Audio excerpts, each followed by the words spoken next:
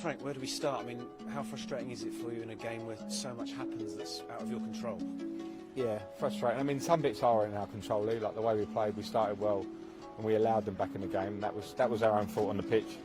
We got comfortable and we got slower on the ball. So from being sharp and bright, we thought, okay, this is good. We were all right, and that changed the face of the first half. Didn't like the first half. And then there were a lot of things in game that went against us. Sometimes that happens. They mounted up on us, affected the subs I could make, affected the team.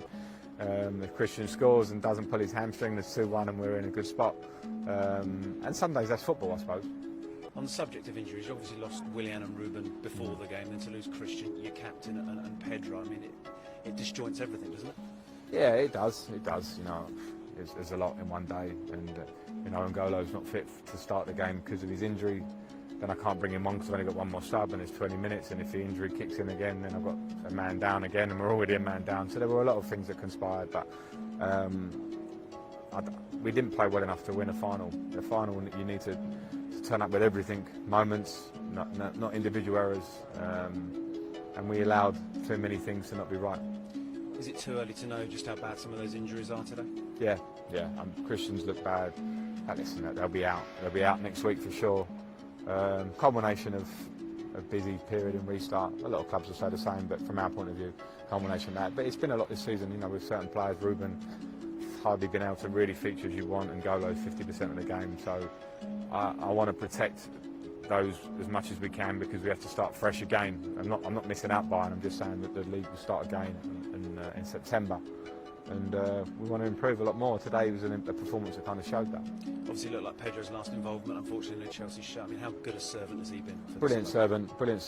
I brought him on. He showed some sharpness, and you know, he's done a lot for this club before I was, in this role, and I've seen it from afar. In great personality in the dressing room. We wish him very well. Disappointing for him to end. I hope the injury's not too bad, of course.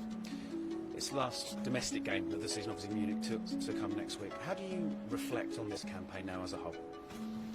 Well, I'm happy. I don't need much time to reflect. This was a game I know we can win or lose. It's a cup final against Arsenal, you know, and that's where we're at. I didn't like the performance, but that'll be forgotten in a way, not by me, but you lose the game, and that's what finals are like. They're brutal. But when you look at the season we've had, and that we've come forth and we've developed youngsters, and we've tried to move in a forward direction and play some exciting stuff. There's a process when we know where we're at in a transitional sense.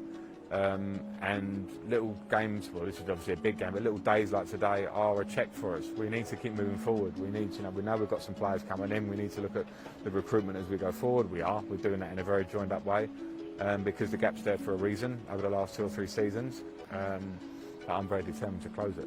Finally then, what does this week look like for you now, Frank, ahead of flying out to Munich? A bit of rest. You know, the lads are on, I love the lads. They're not happy, to say the least, in there. It's a horrible thing to lose a final, but they've given their everything. It's not...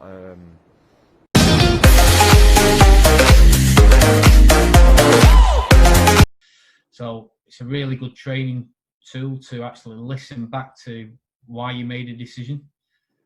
And if you're making the wrong decision, I remember I missed a penalty at Tottenham Chelsea before Christmas, and I gave a foul on the goalkeeper, and I'm still at a loss how I did. But then once I got sat down and listened to the audio from the game, then I understood why I made the mistake, because you can actually hear what you're talking about as it's going on. You know, so I'm out of position, I've got the wrong angle, I misjudged it all. But all that's really useful to learn from the mistake and not to do it again.